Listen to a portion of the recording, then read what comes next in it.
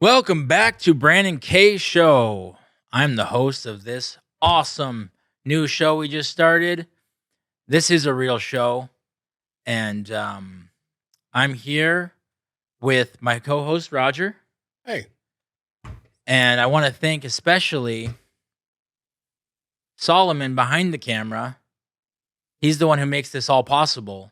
He has got this great spot in Long Beach that I could realize my dream of making this podcast, and I'm pretty overwhelmed because it's finally here. I'm right in front of the camera.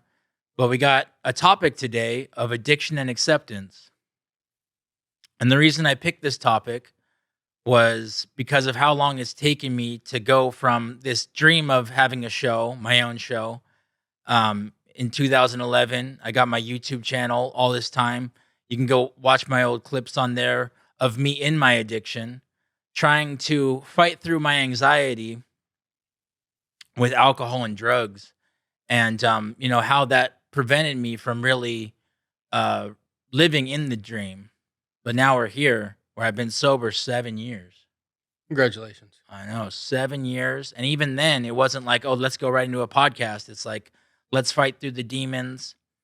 Like I said, I'm an addict, I'm an alcoholic, I'm addicted to everything. You know that about me, Roger. Yes. It's women, it's booze, it's caffeine, it's nicotine. I'm nicotine and caffeine free for like 4 years.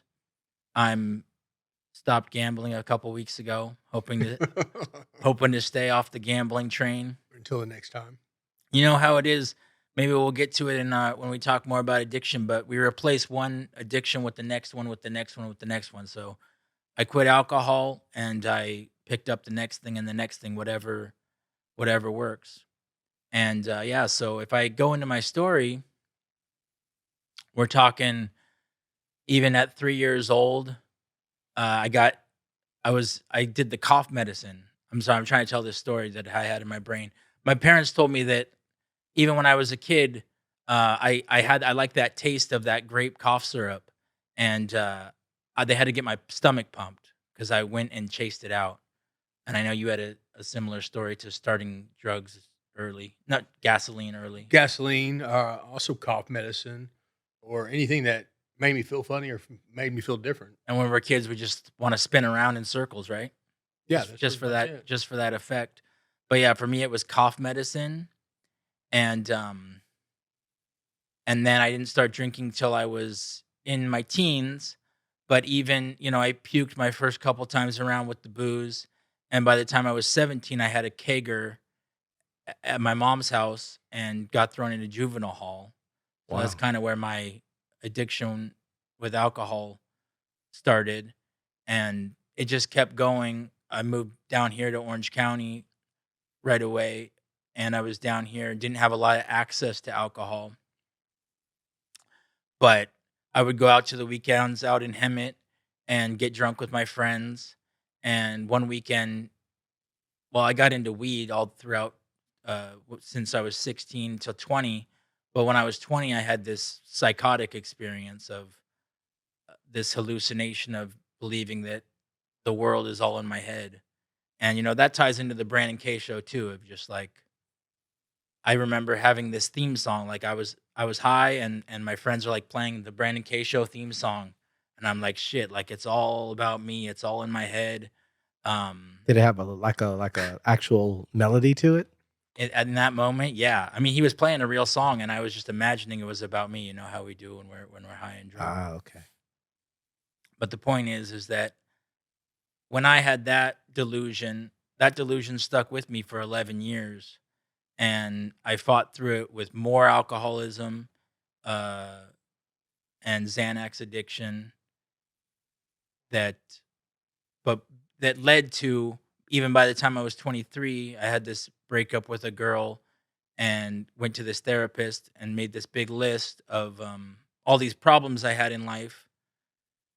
I'm angry, I'm depressed, I can't get my life together, I dropped out of school, I can't keep a job. At the bottom of the list was I use alcohol to deal with my problems, and my therapist was in recovery and and said, you're probably an alcoholic. You should get some help. So Hmm. I went to get help in 12-step programs, stayed sober for 3 years, but I still struggle with all that delusion.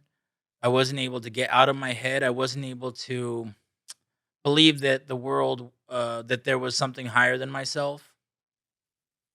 So then we get into that higher power stuff. And so I relapsed at 27, started drinking, and then I used the alcohol and the Xanax to fuel this creativity because I was so locked in. I wanted to make music, I wanted to be creative and make videos, but I was so locked in my head, I couldn't even do it without alcohol and Xanax. So that's when you get to the Brandon K show on YouTube in 2012. I made a goal to make videos every day in March 2012, but it was all fueled by Adderall and Xanax, caffeine, and alcohol. And so those videos, I'm all drunk and high, and it was in this cycle of you need the Xanax, and then you're kind of down, and then you need the caffeine to go up, and then you need the booze to go down. So, whoops. You need the booze to go down, and then then the Adderall to go back up again. It was just you need all that just to be a normal human, and I'm just grateful to say that right now in this moment, I'm able to be here sober, speaking my truth, speaking my authentic truth, having learned how to stay sober, having learned what that's about, having learned how to get rid of give over control, to not think that I'm in control over everything, to not have to be in control of everything. That's generally the story. I invited Rodger here today. He's from Oklahoma. He came here to get clean and sober. And the joy of getting clean and sober has been helping others through the process of getting clean and sober. And that's what I want to do here on this show today. And I want to hear Rodger's story. Thank you, Brandon. My story, as Brandon alluded to earlier, since the earliest as I can remember, I wanted to feel different.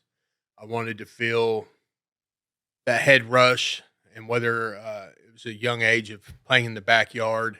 I was a latchkey kid, so my parents worked a lot, and babysitters don't babysit, but sometimes they just let me play in the backyard, and I really liked the way the smelling gasoline made me feel, and so that was the earliest I can remember dealing with this, feeling differently. And when I take medicine for coughs, or when I wasn't feeling real well, I'd always fight sleep, but NyQuil or other cough medicines, I like the way it just made me feel. That Let's talk about that for a second. Because, like I said, I was sober in my 20s. That's where I relapsed too, was on the cough medicine. Because it's kind of like you don't think it's anything, but then you get that effect of the codeine or whatever's in there. And all of a sudden, I was like, oh, alcohol's better for my system, right back into my alcoholism. Yeah, I mean, just the feeling different, that warm feeling, that sense of Fuzzy. relaxation, but yet the warmth, just the feeling differently. And I don't know why. It wasn't like I was abused. I wasn't. I had everything a kid could want. I had parents that loved me. Um, I had no complaints, but I like to feel different. As a child, they don't tell you. You hear growing up. I didn't hear about addiction. Things like that where they were quiet. They were behind closed doors. A man did drink. A man did do things. But you didn't hear about it. It wasn't something that was publicized. We didn't have social media. It wasn't like everybody knew everybody's business. And so the dark secrets of addiction and abuse and things like that were always kept under wraps. So I wasn't exposed to addiction. My parents weren't addicts. They didn't use. I grew up in the church. I had very devout grandparents. I had very devout aunts and uncles. I had to 2 great aunts that were, that are nuns, and I had on one side of my family, and then on the other side of the family, currently I have 3 second cousins that are pastors of churches. So, I knew God at an early age, but I also like that feeling. Fast forward junior high, I had a friend, still my friend today. Uh, his mom was a single mom. She worked overnights, and we would just go over there, and he could do whatever he wanted. We would drink beer and just roam the streets, and it was a freedom. Parents were reluctant to let you go over to Jeff's house because they knew that it was unsupervised, that you were going to do whatever you wanted. And since then, Jeff, he grew up into a great adult. He served our country and is married to a great woman, and they both support me and encourage me in my recovery. Drinking, fighting. I get in high school, start driving, and I'm a jock. I'm honor student. I'm at a suburb of Tulsa, Oklahoma, a place called Catoosa. And, it's a small population. Everybody knows everybody. My dad was a city councilman. My uncle was mayor. And you couldn't get away with anything in that place. Everybody knew everybody's secrets. But you could do whatever you wanted, If you got in trouble with the law would just take you home.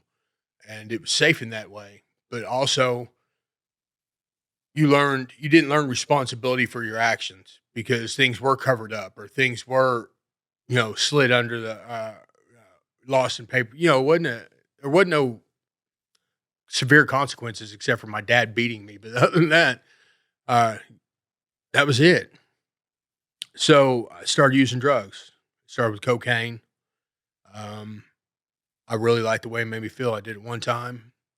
And then when I tried to get more cocaine, you don't know a drug dealer, so to say, at the age of 16. But, other people are doing it. And you just seek it out. I continue to seek it out. And I found methamphetamine was a lot easier to get hold of. So I started using meth, and I just really liked the way it made me feel. It made me feel superhuman. I could read nonstop. I could get better grades. I could write better papers. I could play better football. Now that's the question. Did you think you could do it? Did you think that you could do it better, or could you really do it better? At the time, my addiction was early. It was early in the addiction, and I was able to do those things. It had me hooked, but it didn't have me where I had to have it every day. I hadn't gained a dependency on it yet. It was cool. It was quiet. It was on the weekends, and yeah, I really could do things better. I was 16, 17 years old. I was invincible. I felt like on top of the world when I used meth. Yeah, what we say sometimes is we at first we used it for fun, then we used it to function, just to function and get through the day. And then eventually we're just drinking and drugging for oblivion to get out of our heads, to get out of the mess we created.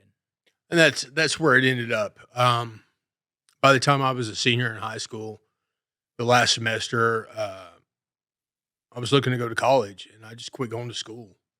And then when I did go back to school after being gone for like 3 or 4 days, it was such a small town, and they wanted you to succeed so bad that the vice principal, when I went back and reported to him, his response was to give me some more free days to go check out colleges. So, I wasn't held accountable. I was, people just really protected me, and, no fault to them. And it just eventually, by the time it was time to go to college, I was in full blown addiction. I was in dependency. I needed that drug even to make the drive to North Dakota, where I ended up going to school. I'd been up for 3 days and needed more drugs just to make the drive up there. My parents didn't know about it. They just thought I was drinking. And that college trip was short lived. It was about first one semester, and I was ready to come back home. Yeah, Well, when you're talking like when your family wasn't acknowledging your addiction, it's kind of like they didn't let you hit bottom. It's like they were letting it happen Yeah, or preventing you from having consequences in a way until the drugs themselves gave you consequences. and that's the thing, my parents were probably in denial. I was an intelligent kid. I was very responsible growing up. And, I think that was a lot of it. They didn't want to look at the fact that I may have had a drug addiction, that my alcoholism was out of control. So I come back home within 3 or 4 months. I'm really strung out, and I'm robbing drug dealers, and I'm not coming home.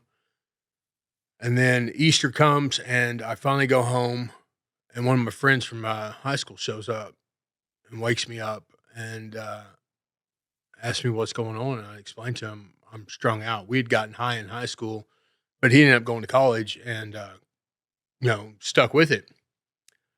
So he said, "Hey, come live with me." So I had to go tell my parents, "All right, here's the deal. I'm strung out on drugs. It's not just alcohol. I'm using meth, and I need help. I'm going with him to Pittsburgh, Kansas, and trying to get clean." And they supported that. I loaded up, followed him to his house, hour and a half, 2 hours away. And for about 6 months, I was clean. I was sort of clean. I was drinking alcohol, uh, smoking marijuana, but I wasn't using meth. And then addiction, just the obsession that I still wanted to get high.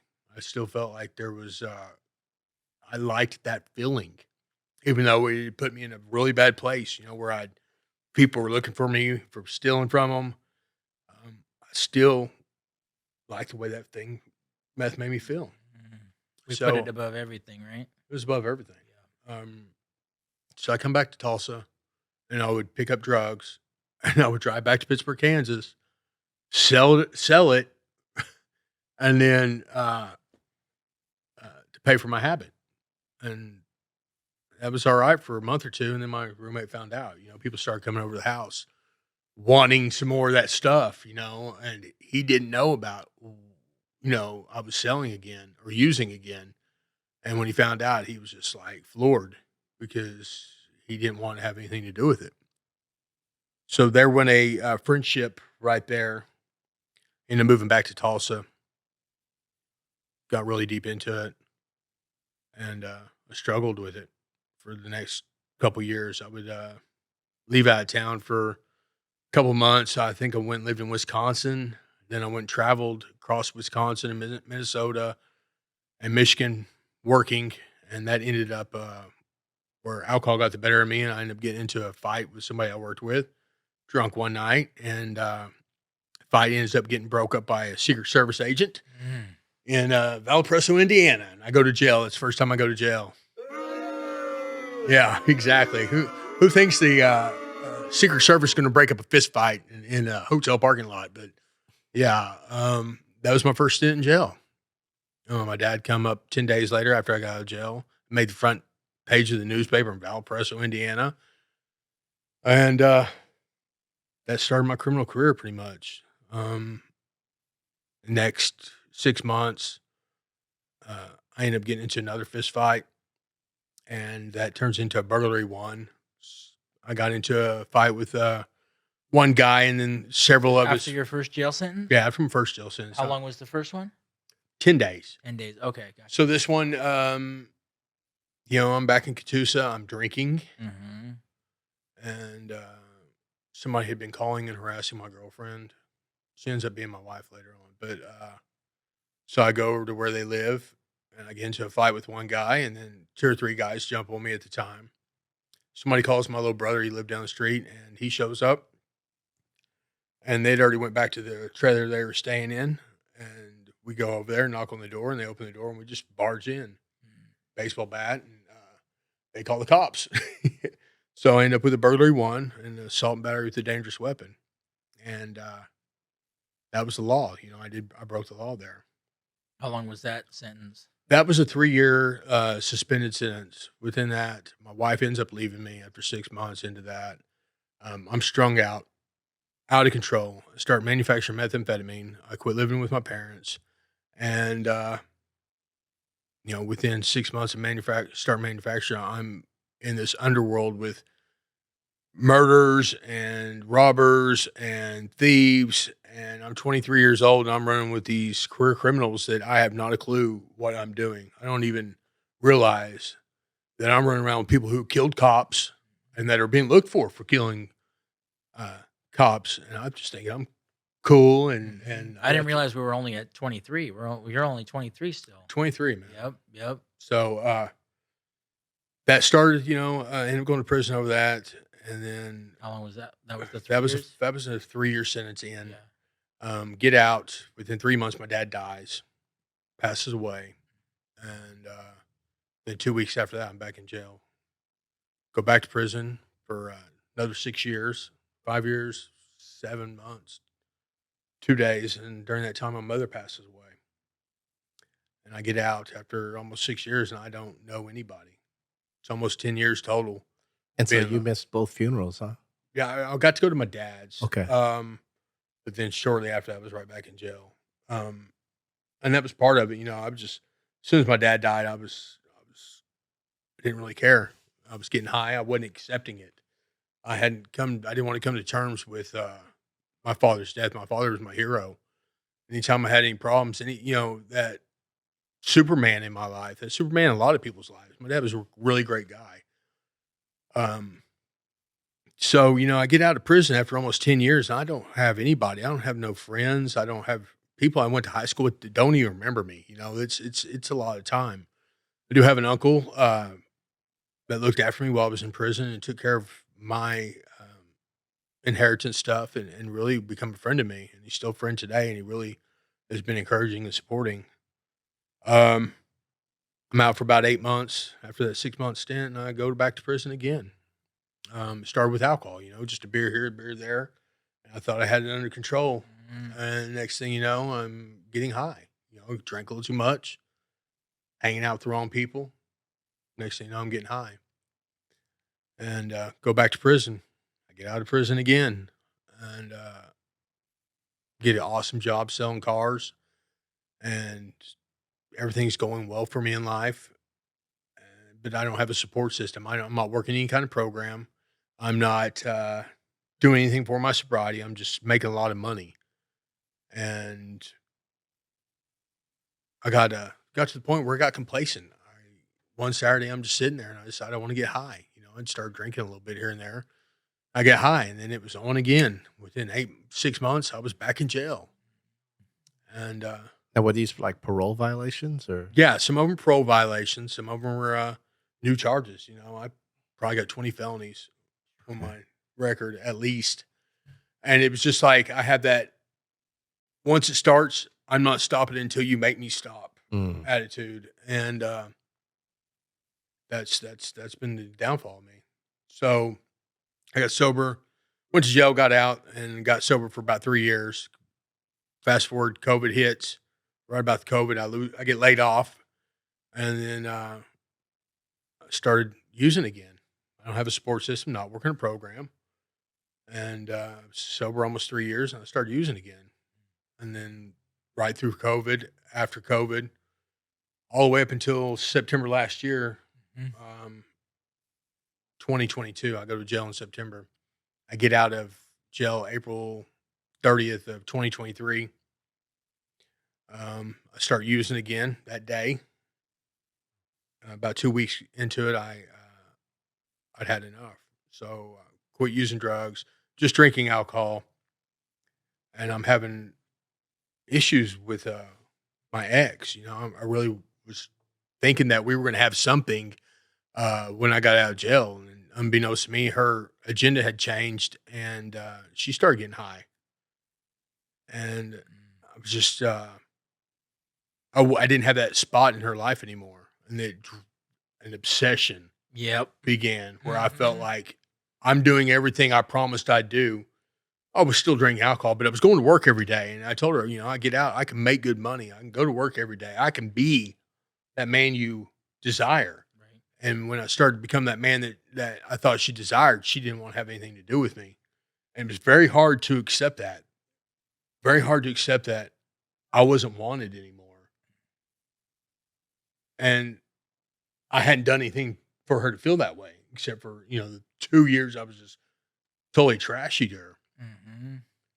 And so I decided, then I relapsed after 45 days of not using meth. I relapsed. I had a job. I had a truck. My life had 45 days, I'd cleaned up my life. A friend of mine, Brandy, had helped me, let me stay on her couch. And I just rebuilt my life that quick. And then I decided to just throw it away. So I relapsed, and about 2 weeks into that relapse, I called a friend. I had been talking to a friend out here in California. She'd went through a sauna recovery, and it saved her life. And she had sent me the information to contact a guy named Jim Bell, and he forwarded me to a woman named Sabrina. And these people saved my life. Mm-hmm. They walked me through the steps to get out here to Orange County. Mm-hmm. They got a program in Costa Mesa that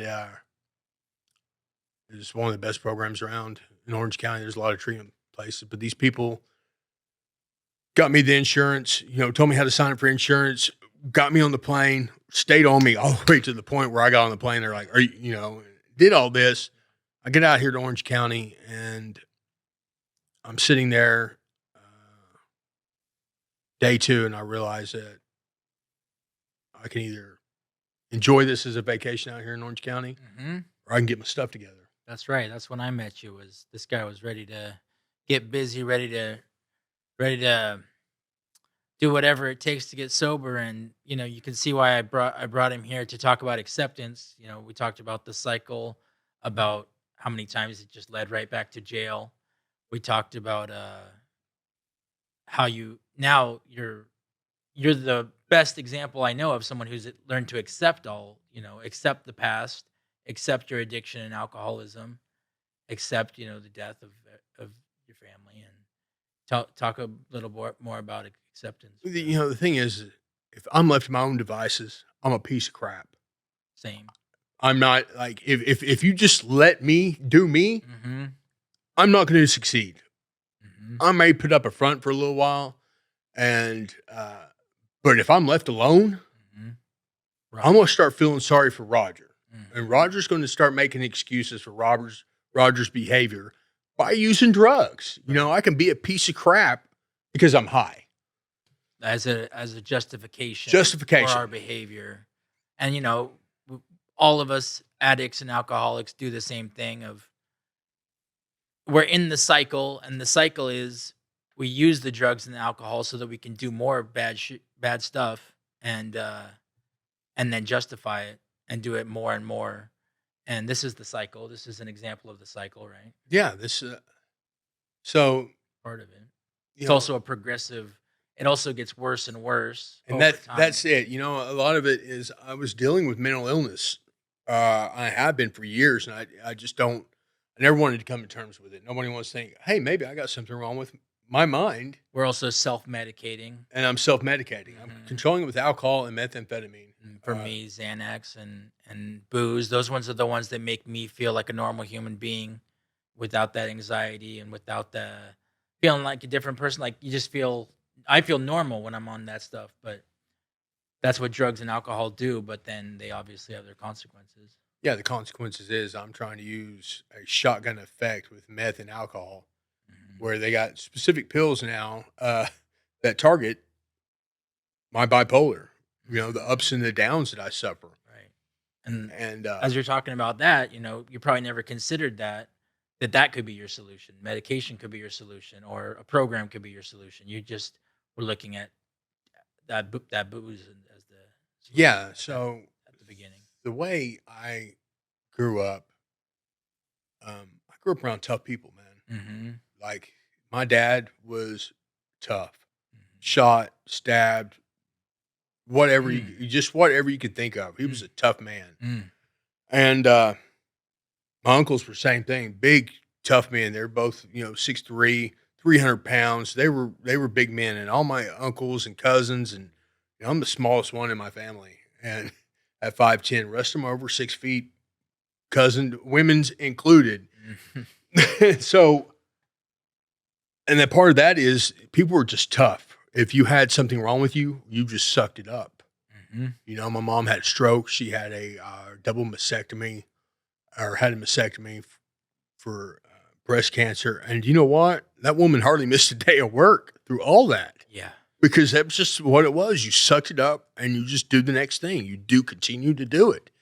And so mental illness and treating it, and my alcoholism and treating it were not even on the table.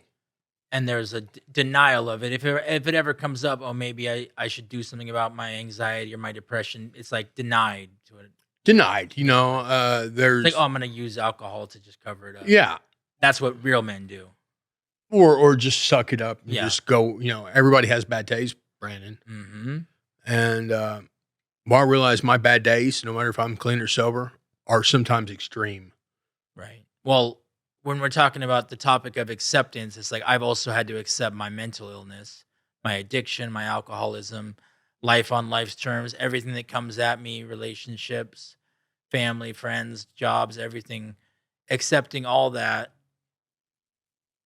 helps me not have to do drugs and alcohol, right? Yeah. Yeah.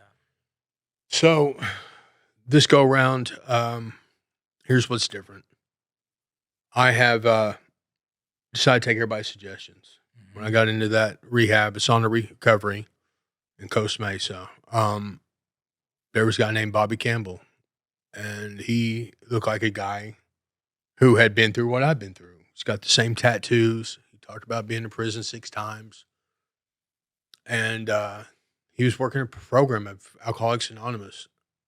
And he would say some really catchy things, you know, like, my current circumstances are a direct result of my past decisions. That's a good one. Boom, accepting exactly where I'm at now is because of things I didn't choose, choices I made in the past. I like the word responsibility. So that's accepting responsibility Yeah. for our actions and our past actions. Yeah, and that was So that we can do something about them.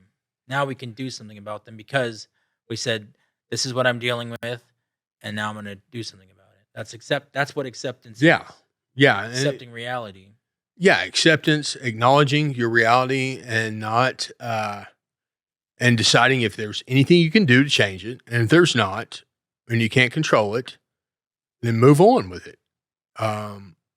That's the whole serenity prayer. You know, God grant me the serenity, grant me the peace to God grant me the serenity to accept the things I Things I cannot cannot change. change. The courage to change the things I can, which generally is myself. I can change myself. I can choose what I put in my body. I can control my vices to the best of my ability. Vices are tough, you know. They're going to come back. They're going to creep back up. But I can't control other people. I've learned I cannot control other people. I've learned you can't. I cannot control other people. That was a delusion I had at different points in my life, was like, oh, if they just did this, everything would be great. And, you know, obviously we learn to accept what is, and then the wisdom to know the difference.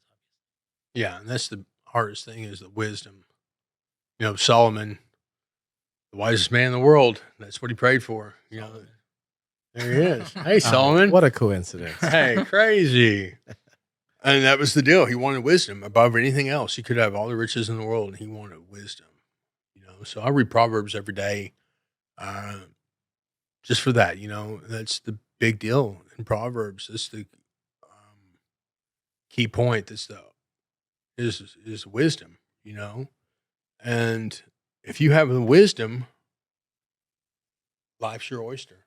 If you know the difference between what you control and what you can't control, Yeah. if you just have that, Yeah. life's so much easier.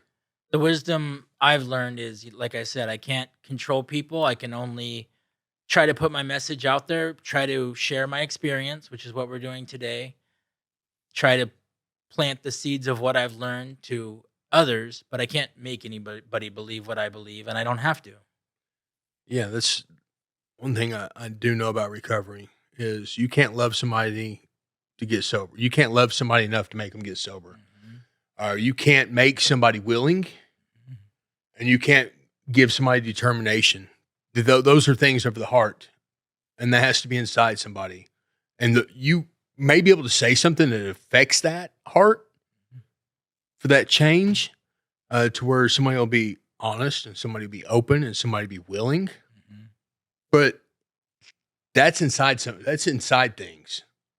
You And- can't make somebody have those things. And we don't really know why it happened for us. So I mean, we say gift of desperation. Like we just one day, hopefully, a higher power comes in and guides people to their recovery. And that's what happened to me. Is they just one day I was done, and I found the right things to help me. You know what I mean? Why were you done?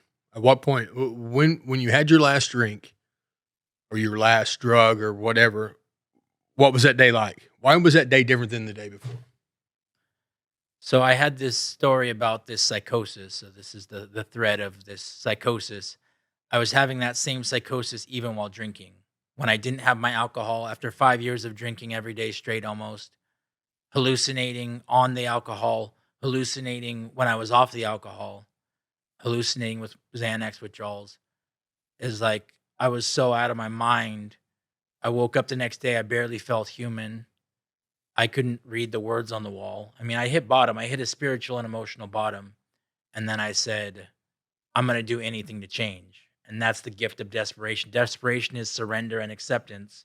Surrender is the big one. Surrender means I'm going to do anything it takes, And that's when I met you. You were really ready to do whatever it takes. And that's the difference. So what's the difference between surrender and concede? Concede is a full concession. A full surrender means anything and everything I'll do. And surrender means like I want to give it up, but I'm not fully ready. Concede is entirely ready. Rodger, what was that day like for you? I wanted to ask you. I remember that last day I used. When did I make up my mind? I knew a full week before I was coming out here, but something had clicked. I was in my ex-girlfriend's backyard, or I was in her house or something, and I was alone. And really, nobody wanted me around anymore. I wasn't out stealing, so the people who I used drugs with, I couldn't put anything into the game. All I was doing was just freeloading off people. Mm. And then just nobody wanted me around. That was the desperation, is that nobody wanted me. Nobody wanted me around. I walked 8 miles one night, and this is where it clicked. I needed a ride home. I just wanted to go home. And it's like 2 o'clock in the morning, 3 o'clock in the morning. I couldn't get a ride home. I walked 8 miles in a pair of cowboy boots because I just wanted to go home. Just wanted to go to sleep. And I couldn't find one person to drive me that 8 miles. What was up with the boots? Because I was, I'm a welder, so I'm wearing, work boots. Okay. And I walked 8 miles, had Rock blisters. bottom, right? I had blisters on my entire feet, on both feet.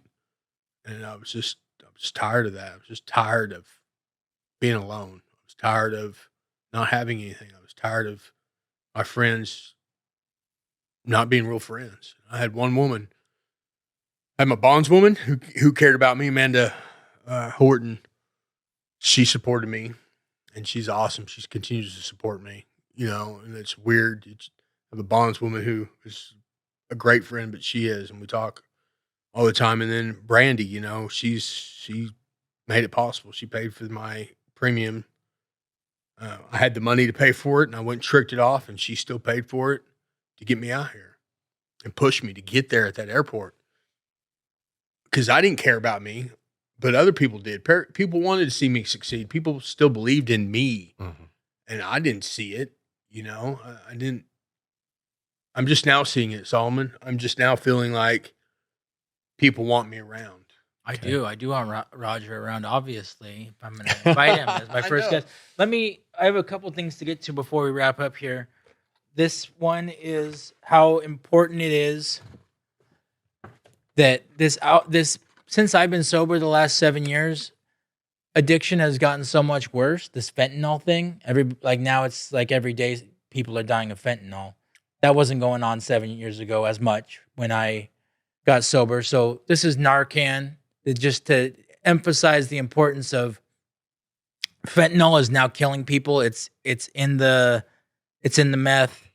I've even heard it's in the Xanax now. I've heard people, they were like, "Oh, my friend just did some coke and they died on fentanyl." Narcan is, to help them stay away from, or no, to save their life once they've already passed the point of about to overdose. So this could save someone's life. Try to track down Narcan. Yeah, in Oklahoma, they got it. Some places you can get it out of a vending machine. That's how prevalent it is. So it's not a prescription then? No. You can get over the counter. It's just they've got it by the loads. You're saying they get fentanyl out of the vending machine? No, you can get the Narcan. Okay, gotcha.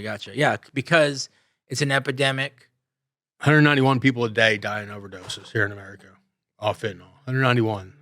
So just think, that's a 747 full of people dying every day to fentanyl. Just think if a plane crashed every day. That's a good way of looking at it. Yeah, I've heard the 100,000 numbers. Over 150,000 people die a year of alcohol and drugs, at least. I think that's just drugs. Alcohol is probably another 100,000. But point is that now it's even increasing, and that's why I'm happy to just put my story out there, just for the hope that somebody's going to hear this, and put Rodger's story out there for the hope that someone's like, let me stay away from the fentanyl today, and there is a solution in recovery, in 12-step programs for all of our different vices, so I'm here to share the solution.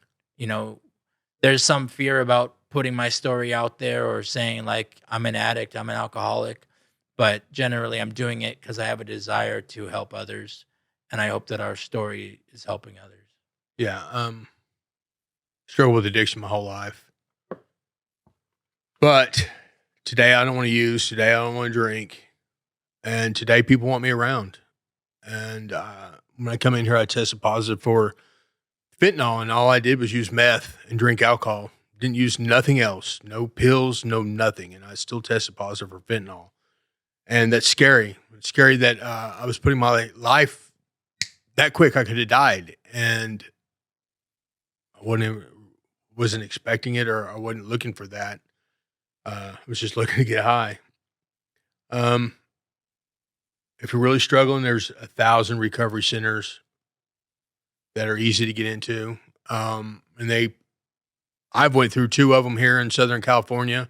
Whether you're struggling with mental illness or you're struggling with substance abuse, there are people that will help. 12-step programs, AA, NA, CA, every kind of A in the world. 12 steps is like a guidebook of the Bible to help you straighten your life out, to get back in contact.